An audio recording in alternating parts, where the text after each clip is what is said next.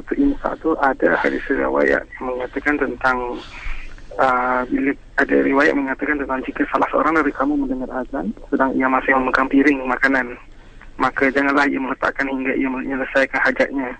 Makanan ini hadis riwayat daripada Imam Ahmad, Abu Daud, Hakim, disahihkan oleh Az-Zahabi. Dan yang kedua ada satu juga yang hadis yang tentang Ibnu Umar berkata, Al-Qamah bin atas Al-Sah pernah bersama Rasulullah. Kemudian datang Bilal akan memandangkan azan. Kemudian Rasulullah SAW bersabda, tunggu sebentar wahai Bilal, Al-Qamah sedang makan sahur. Hadis ini dihasankan oleh Syekh Al-Albani. Jadi mohon pencerahan tentang ini kerana tadi ada dengar tentang bila kita makanan masih ada dalam mulut setelah imsak itu batal. Tentang istinja, dan kalau air itu masuk, maksudnya kita istinja dan air itu masuk ke bahagian kepala atau tubuh lah, adakah ini dimaafkan syara? Baik, terima kasih. Balik pada masalah imsak tadi, memang kalaupun ada hadis-hadis tentang apa yang berlaku di zaman baginda, maka ulama-ulama telah merumuskan dan menjadikan satu keputusan. Bila kita jumpa hadis, kita tidak langsung boleh rujuk dan berpegang kepada hadis secara zahir, kerana kita tak tahu apakah kedudukan dan status hadis. Sebab itu kita tengok dalam hadis ini bukan hanya hadis dikumpulkan, tetapi di sana disyarahkan hadis. Maka seperti contohnya kitab-kitab besar, maka hadis disyarahkan oleh ulama untuk kita memahami.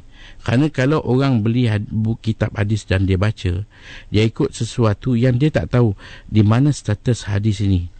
Memang sahih, tetapi lihat kepada ulama-ulama yang memberikan kupasan. Sebab itu kita wujudnya mazhab dalam pendekatan amalan kita Syafi'i. Mazhab Syafi'i ada pendekatan dia, mazhab Hanafi ada pendekatan dia. Jadi kalau dalam mazhab Syafi'i, apa yang kita tahu ialah mulanya kita puasa ialah dengan terbitnya fajar. Terbitnya fajar ialah waktu masuknya subuh. Kalaulah Bilal dia azan setelah masuknya subuh, maka waktu itu kita tak boleh lagi ada makanan. Kalau dalam mulut kita masih ada makanan dan kita kunyah telan, maka itu membawa batal puasa kita. Kerana kita telah mula dengan makan, batal. Adapun hadis yang berlaku pada zaman baginda, maka kita, macam mana saya sebut, kita kena rujuk kepada pensyarahan dia. Dan syarah ini dikupas disempurnakan dalam kitab-kitab fiqh ulama, yang mana mereka ni adalah warisan daripada nabi-nabi, mereka telah himpunkan. Contohnya apabila disebut tentang puasa, apa dia puasa? Maka kata ulama ialah al-imsaku an jami'il mufattirati min tulu'il fajri ila ghurubi syams biniyatin makhsusah.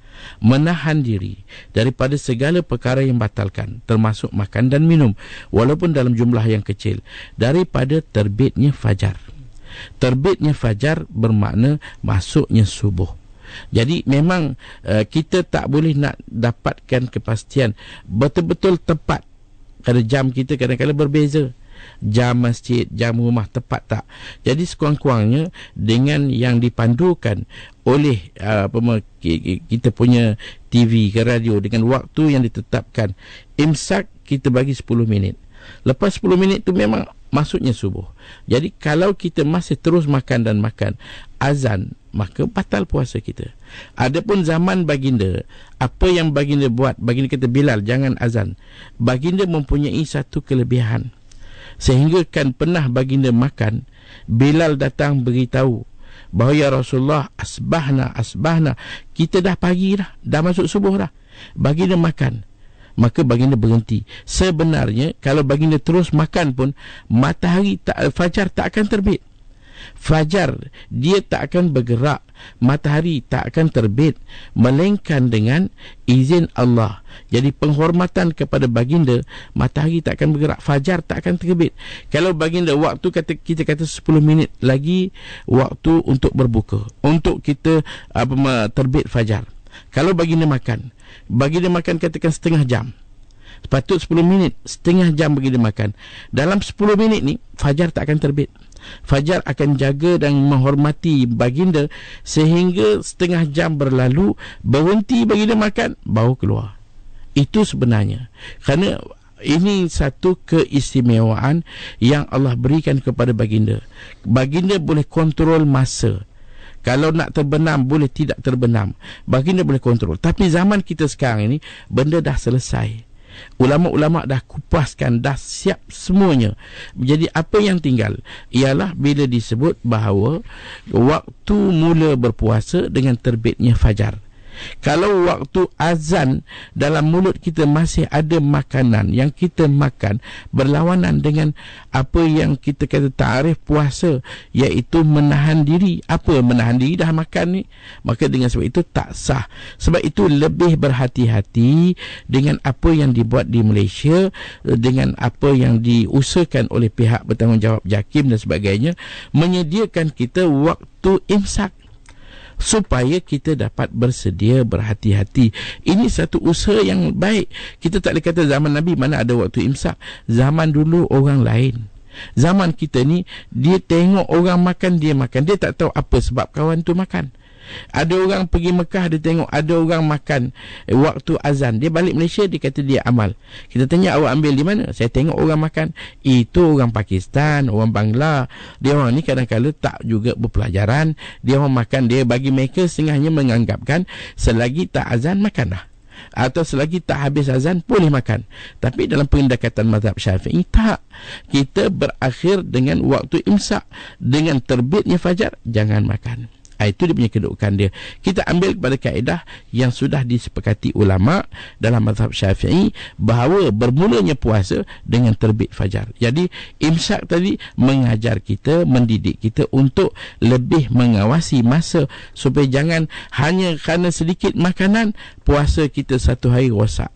Takkan kita tak boleh nak sabar sikit, berhentikan lebih awal supaya jangan ada makanan dalam mulut kita. Ini kita tak nak korban benda yang sedikit merosakkan satu hari. Ini satu yang merugikan. Adapun masalah istinja. Istinja ni saya rasa dia tak akan membuat air masuk. Air tak masuk. Air tak masuk kalau kita istinja, melainkan kalau kita berendam dalam air. Kalau kita mandi berendam, kentut, air memang masuk. Kita buat apa, air masuk, air itu memang membatalkan puasa. Wallahu a'lam bishawab. Baik, kita dah